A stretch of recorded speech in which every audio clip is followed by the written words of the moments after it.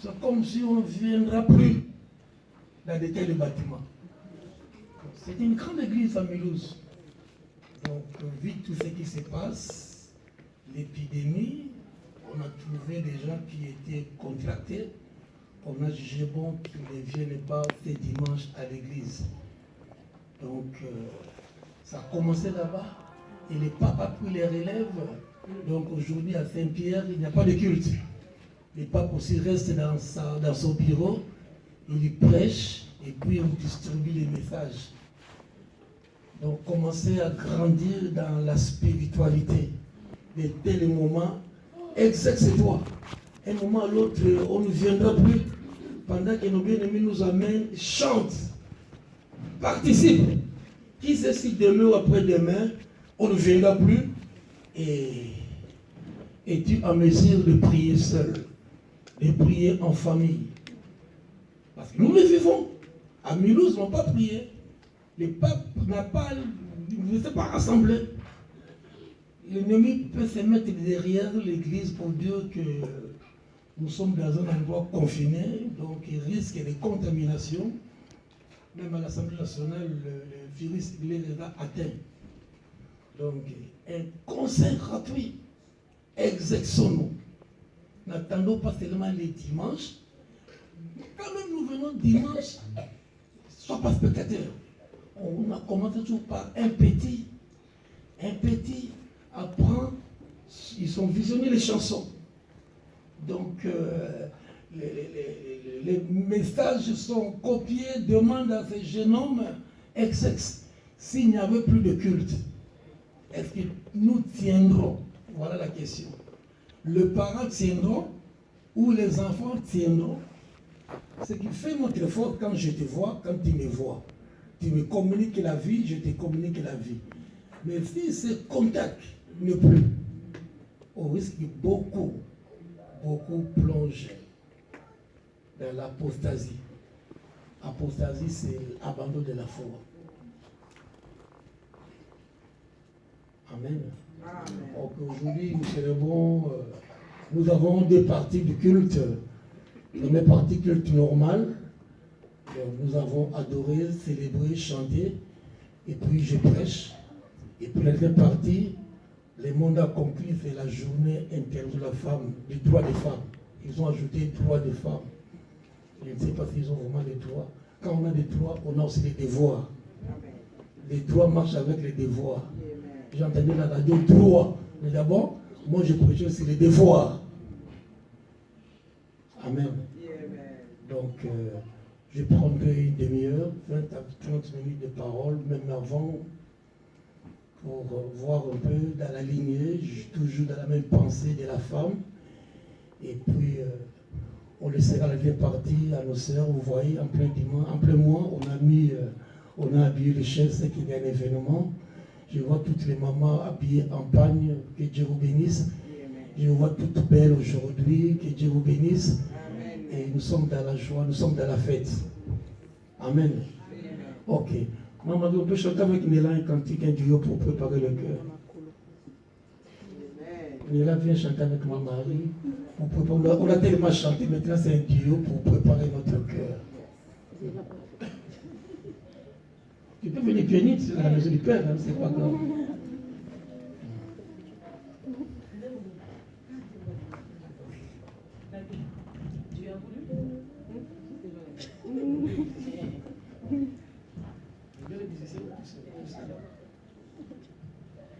Tu as voulu des enfants unis. Nous sommes ces enfants. Qu'il en soit ainsi. Enfants unis, enfants de Dieu.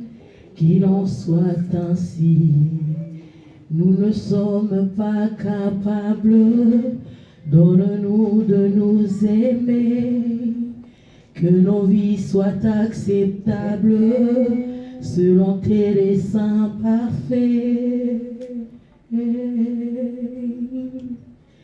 Et nous serons faire ce temple, ce palais où tu demeures, où ton cœur de Père nous comble de ta grâce. Et nous serons enfin les que ton amour a choisi le parfum de ta vie. Oh oui, qu'il en soit ainsi. Et nous serons enfin ce temple, ce palais où tu demeures, où ton cœur de cœur nous comble de ta grâce. Et nous serons enfin l'épouse que ton amour a choisi, le parfum de ta vie. Je dis qu'il en soit ainsi. Tu as voulu des enfants unis, qu'il en soit ainsi. Enfants unis, enfants de Dieu, qu'il en soit ainsi. Nous ne sommes pas capables, donne-nous de nous aimer, que nos vies soient acceptables selon tes desseins parfaits.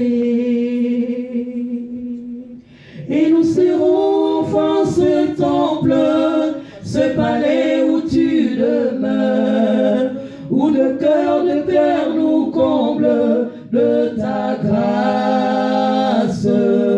Et nous serons enfin l'épouse que ton amour a choisi, le parfum de ta vie. Oh oui, qu'il en soit ainsi. Amen. C'est ma prédication. Si tu n'as pas compris, maintenant on va prêcher selon cette cantique. Sinon, ils peuvent reprendre, vous voyez qu'il n'a pas coordonné. Amen. Ok, nous sommes dans le livre de Ruth. Ah bon? On ne téléphone pas? Ok. Donc nous mettons nos téléphones en vibraire. Sinon, nous l'utilisons pour lire la parole. Sinon, la parole sera lue au tableau.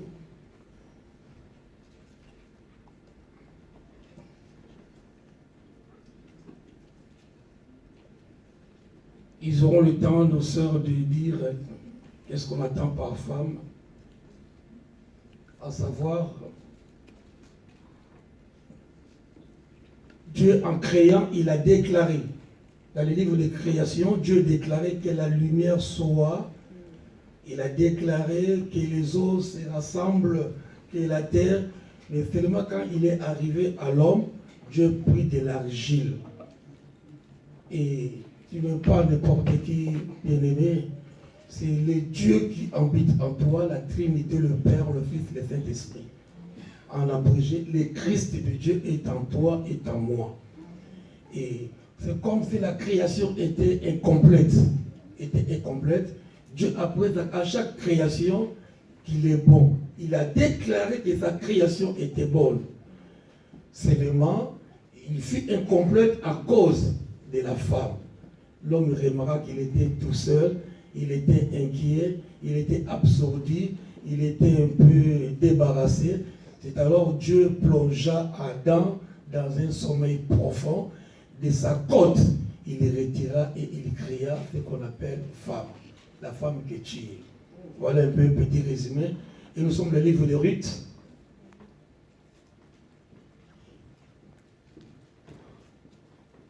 Ruth, Géant.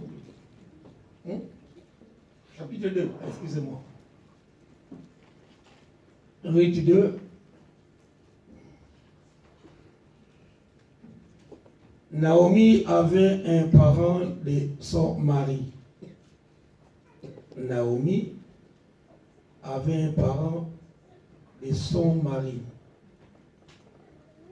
Cet homme puissant et riche de la famille d'Émilec, donc, étude de tête, si je comprends, Naomi, son mari s'appelait Elimelech. Elimelech, et il était mort. Et sa famille, un de sa famille, cousin, neveu, tonton, s'appelait, il avait un parent qui s'appelait Boaz. qui s'est nommé Boaz. Nous montons. Monte encore. Ruth la Moabite dit à Naomi, laisse-moi, je t'ai pris, aller glaner des épis dans les champs de celui aux yeux duquel je trouverai grâce. Les mots qui m'intéressent, trouver grâce. Ruth, la Moabite. La Moabite, donc le Moab, c'est un peuple ici du péché, un peuple qu'on regardait à l'index. Ruth avait, la Moabite avait, il disait à Naomi, laisse-moi, je te prie aller glaner les épis dans les champs de celui aux yeux duquel je trouverai grâce. Elle lui répondit, va ma fille. Nous montons. Donc, Ruth alla glaner.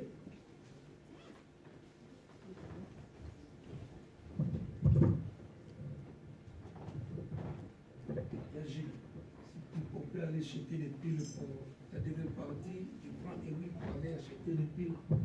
Allô. Donc, je disais, et on a déjà dit ici, tu montes, à la glaner derrière le moissonneur. Ok. Ruth alla glaner dans un champ derrière le moissonneur. Il se trouva par hasard. Les Juifs qui crient le mot hasard, il n'y en a pas. On trouve le mot hasard. Ça dépend du contexte aussi. Même dans hasard, Dieu est. Surtout pour qu'on remplace Judas l'Iscariote, quand il s'est suicidé, on a fait le jeu du hasard. On a présenté des disciples qui étaient dès le commencement. On a fait ce que nous appelons acquis, Fico Fion, Coco Malek, vous connaissez ça aussi. Donc, la personne qui, le sort à qui il tombera, remplacera Judas. Donc, même dans les hasards, Dieu est. Bon, on dépêche, on est derrière le temps. Il se trouva par hasard que la pièce de terre appartenait à Boaz, qui était de la famille d'Elimelech. Nous montons. Monte, jeune homme. Et voici, Boaz vint de Bethléem, il dit au moissonneur, que l'Éternel soit avec vous. Il lui répondit, tu as sauté, on dirait.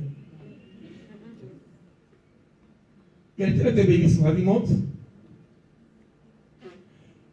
Et Boaz dit à son serviteur chargé de surveiller, à son étendard, c'est le pasteur qui dit à Gilles, Gilles, à qui est cette jeune femme?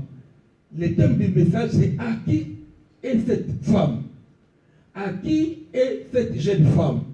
Nous montons. Le serviteur chargé de surveiller le moissonneur répondit, c'est une jeune femme moabite qui est revenue avec Naomi du pays de Moab.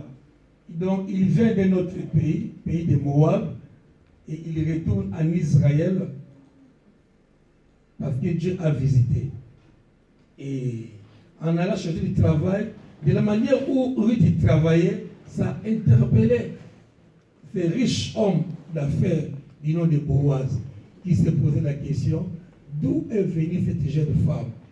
Donc on a dit que c'était une Moabite et qui est venue avec Naomi du pays de Moab. Nous montons. Elle a dit, Ruth a dit, permettez-moi, il a dit quand il cherchait du travail, il est parti chercher du travail auprès des moissonneurs, auprès de celui qui servait. Permettez-moi, monsieur, j'ai mon CV, de ramasser des épis, parce qu'ils avaient la souffrance, ils n'avaient rien à manger. C'est juste ramasser, cueillir le pommier. Il est parti chercher le travail.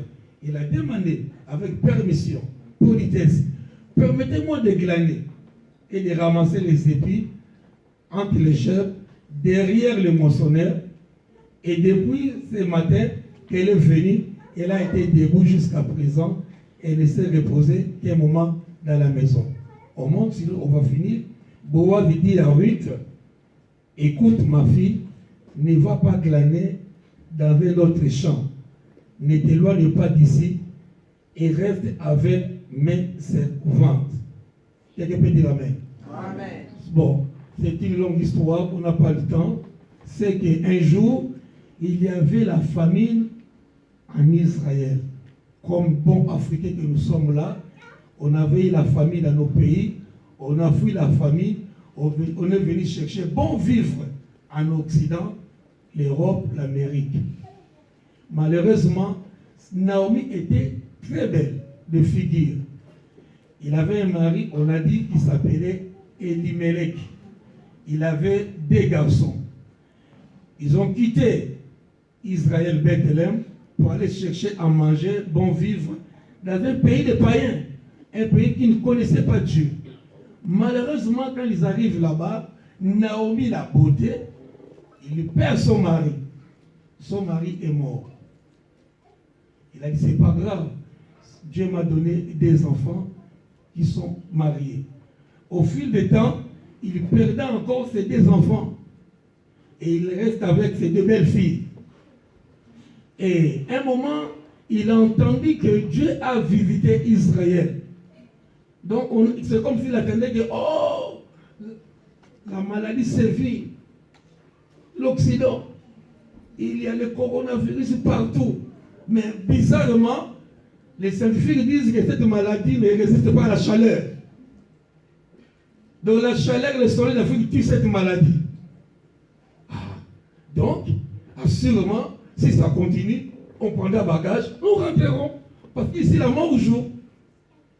Je parle à quelqu'un. C'est passé comme ça. Il a entendu que Dieu a visité son pays, Bethléem, la maison du pain. Il a dit à ses belles filles, ils appellent, bon, mon mari est mort, mes enfants sont morts, je suis privé moi-même de mon mari et de mes enfants. On va se séparer. Moi, je suis chrétien. Je connais Dieu. Je vais rentrer dans mon pays. Je vais vous bénir. Que vous trouvez grâce auprès des maris. Que notre mari vous sollicite. Qu'il vous libère une descendance. Moi, je rentre. Je suis vieille. Il avait des enfants qui étaient mariés, disons, 45 ans passés. Parmi ces 2 belles filles,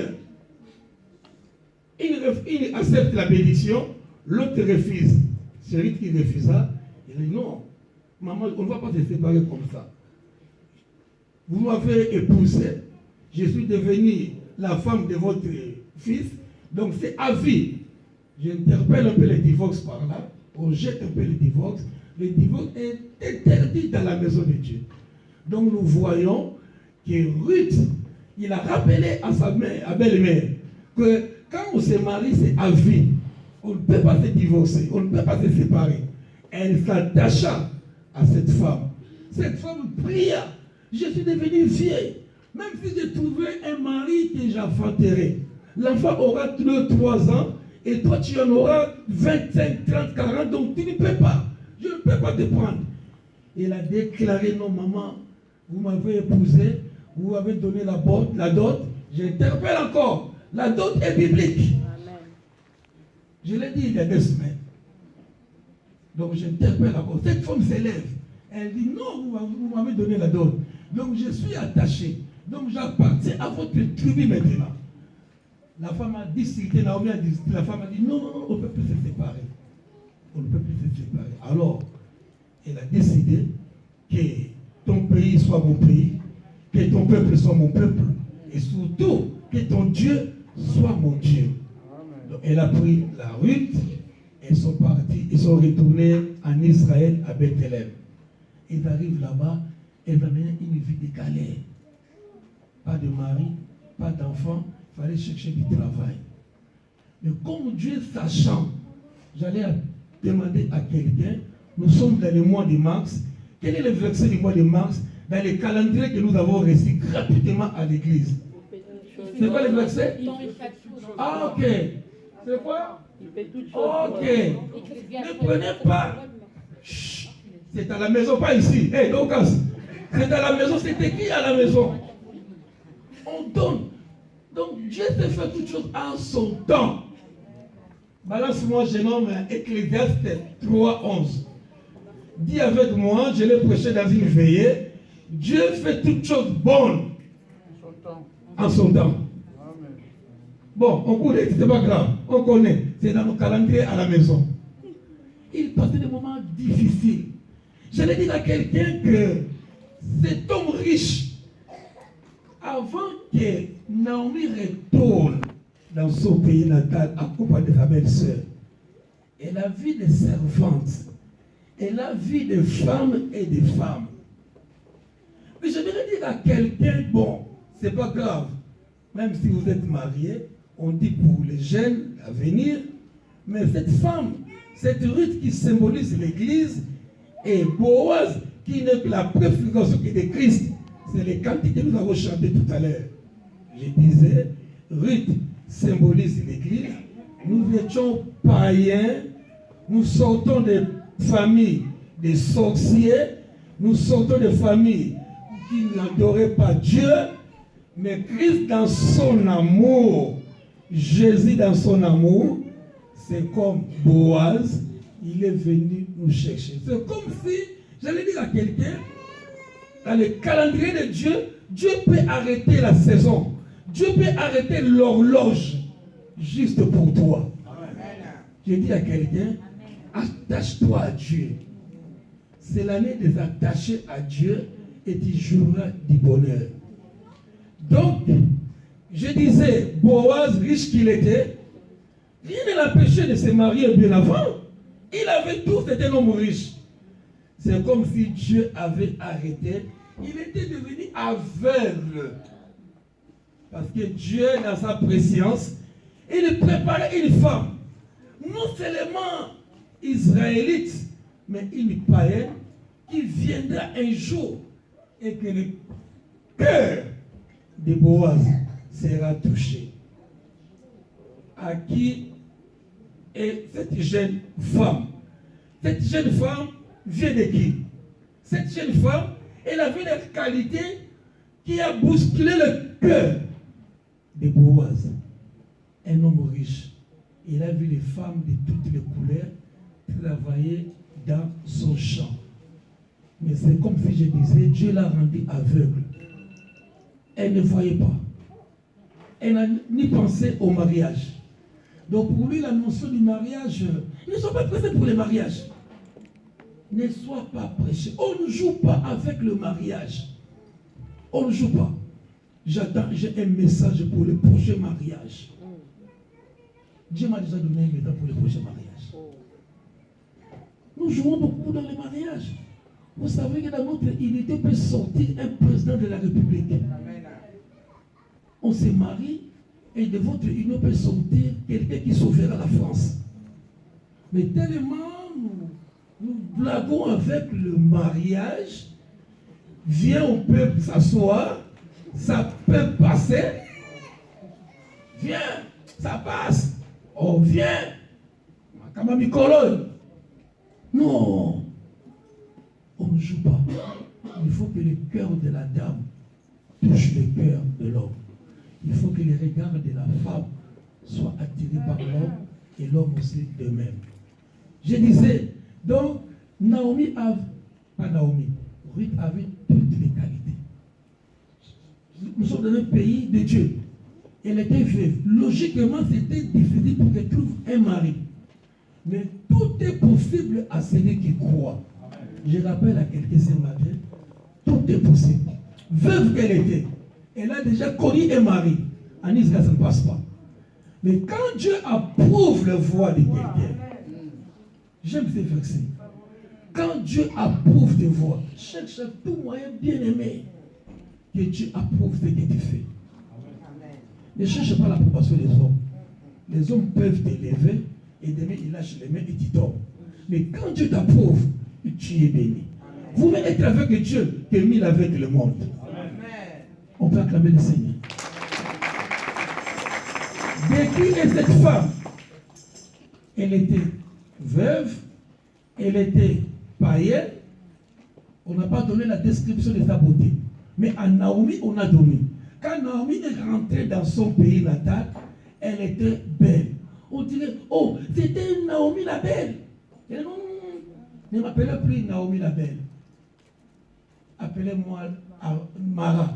Je perdis la beauté à cause de la tristesse, affliction. Aujourd'hui, on ne parle pas de Naomi, mais je parle de Ruth. Elle avait ces qualités que l'Église a autant convenu. quand Dieu approuve le voile d'une personne, bien qu'elle soit veuve, bien qu'elle ne soit pas, on n'a pas dit les qualités de la beauté, mais comme Dieu a approuvé, elle était attachée. Sois attachée à tes parents, sois attachée à ton église, sois attachée à quelqu'un bien-aimé. Cette femme, elle avait les conditions d'une mère.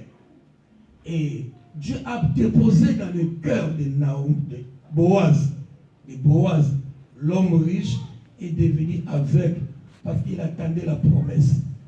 Les servantes ne manquaient pas dans son champ, mais il a fallu un jour que cette femme moabite quitte sa nation, venir travailler par hasard. Dieu est dans les hasards. Par hasard. Donc, il avait plusieurs champs. Elle pouvait aller travailler. Mais Dieu a disposé que cette femme trouve du travail dans les champs de Boaz. Dieu sait faire toutes choses en son temps. C'est alors, elle était même interpellée par lui-même le patron. Dieu sachant faire les choses. Même Naomi à la maison qui était ne savait pas que ce Boaz était de la famille. En Israël, c'était normal. J'ai souvent prêché dans les matanga, même à l'église. Il est là, Palix. Palix, il m'a demandé une question un jour. Je lui ai donné la réponse. Il est dans le livre. Dans une famille, un homme est parti épouser une femme. Ils n'ont pas donné d'enfant. La coutume joue le volet. Quand on n'a pas donné la descendance, c'est le deuxième garçon qui prendra la femme. Le deuxième garçon est parti chercher la femme. Dieu voulant faire les choses, le deuxième est mort, sans donner des enfants.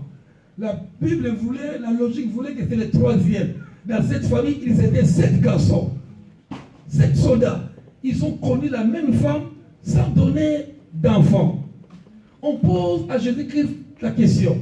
À la résurrection, au rétablissement, la Bible dit, quand Dieu va rétablir toutes choses, au rétablissement des choses, quand les hommes ressusciteront, cette femme, elle a connu 7 frères d'une même famille. À qui reviendra la femme? Parce que tous les 7 l'ont connu. Je l'ai déjà prêché. Il y a des ans, je me souviens quand j'ai prêché quelque chose. Je me souviens même, Panix m'a posé la question, pasteur, donne-moi les textes. À qui reviendra la femme? Je dis, oh, vous ne comprenez pas les Écritures. Au rétablissement des temps, à la restauration des choses, à la résurrection, les hommes n'auront pas besoin des femmes, ni les femmes besoin d'hommes. Donc nous serons comme des anges. Nous serons asexués. On n'aura plus besoin de sexe. La raison pour bien chercher sa femme, bien chercher son homme, est de vivre convenablement le mariage. On ne se marie pas comme ça en se réveillant un jour du lit. Que Dieu dispose. Dieu peut arrêter. Dieu peut arrêter comme on a arrêté Boaz. Il a disposé. Il a disposé que Ruth vienne. Ok. Dieu sait faire les choses. Je sais, maman Marie est en train il me fait signe. Il me fait il commence à déborder le temps. Je vais arrêter. Dieu sachant faire les choses bien aimées. De cette union, une femme païenne que tu étais, prostituée que tu étais, tu sortais même d'une famille de sorciers, peu importe. Ce n'est pas un problème que ton papa soit sorcier. Ce n'est pas un souci. Le salut est personnel. Amen. Tu n'as pas dit Amen. Amen. Peu importe la famille où tu viens. Mais quand tu reçois Jésus comme Seigneur et Sauveur, tout s'arrête. Et de cette union, cette femme qui ne connaissait pas Dieu, Dieu sachant faire les choses, de cette union, Boaz prend Ruth en mariage, il mettra au monde un enfant qu'on appellera Obed. Dieu n'est pas aveugle. Dieu n'est pas aveugle. Obed sera autre que le papa d'Isaïe. Cet enfant, Boaz, avec Ruth, la païenne, la prostituée, la veuve, tous les qualificatifs possibles, naîtra un enfant Obed, et Obed aura un enfant qui s'appellera Isaïe, et Isaïe aura un enfant qu'on appellera David le roi. Quand tu approuves les voix d'une personne, il dispose favorablement de qui est cette jeune femme. Donc, un bon témoignage. Pour finir, j'allais dire, donc je vais parler du témoignage de la femme. Qu'on témoigne convenablement de toi dans la maison, dans les quartiers, dans l'église. Malheureusement, aujourd'hui, même à l'église, c'est un des mauvais témoignages. Si même les autres ont un mauvais témoignage pour toi, c'est grave. À l'église, j'enseigne aux enfants. Il faut saluer tout le monde à l'église. J'écris à la maison. Je leur enseigne les bonnes choses. Saluez-les. Ce sont des mamans qui voient. Qui peuvent dire que cette fille-là ne dit jamais bonjour aux autres. Je l'ai dit à la maison, je le répète encore à la chair. Donc un témoignage compte, bien aimé. Je vais finir par la personne de Ruth. Elle avait tellement un témoignage valable devant Dieu. Quand elle priait, quand elle disait que ton Dieu soit mon Dieu, que ton Dieu soit mon Dieu, même si la vie n'écoutait pas, même si les chrétiens n'écoutaient pas, mais il y a un Dieu dans le ciel qui écoutait ce qui sortait de cette femme. Amen. On ne fait pas pour plaire aux hommes, frères. On ne fait pas des choses pour plaire aux hommes. Oui, un témoignage de son compte. Mais il y a un Dieu qui surveille nos actes. Amen. Notre langage, notre conversation. Ce que je dis dans les secrets, même dans la chambre à coucher, il y a un Dieu qui me voit et qui m'écoute. Et son témoignage, Dieu a agréé. Il a rendu Boaz aveugle à 1000 km. Il a dit, toi, voilà, je vais te bénir. J'aimerais que Dieu bénisse une femme aujourd'hui. Pour finir, Ruth n'est que l'image de l'église. L'église, on a ramassé un peu de tout le monde. Peu importe d'où nous venons, mais ayons un bon témoignage. Soit un bon témoignage. Et notre Boaz, c'est Jésus-Christ. Il nous a épousés. Il nous a acceptés tels que nous sommes. Nous venons de vie compliquée. Voleurs, bandits, escrocs, menteurs. Mais Jésus nous a acceptés tels que nous sommes. Il a donné une grâce de privilégiés. À qui est cette jeune femme? Comme on a demandé une fois à David. De qui es-tu fils? De qui es-tu fils? Ce matin, la question, de qui es-tu cette jeune femme? Ici, la femme représente l'église. J'attends de l'église un bon témoignage. Que Jésus t'agrée. Que Jésus t'agrée. Que Jésus t'agrée. Et dis amen avec moi. Tu peux acclamer la parole de Dieu. Et tu sais, puisque c'est la journée internationale de la femme, nous allons laisser la partie aux femmes. Les femmes vont dire quelque chose. On va les écouter. On verra si les témoignages correspondent avec ce qu'ils vont nous dire. Amen. On acclame le Seigneur. Je l'appelle les mamans Marie. Non. Ok. Est-ce qu'il y a une femme qui peut acclamer pour Dieu? Vous pouvez acclamer pour Dieu ce matin, des témoignages, des attachements. Pas de commentaires. Amen. Aujourd'hui, les mamans, les papas, on voulait encore vous rappeler comme quoi qu'aujourd'hui, c'est la journée de la femme.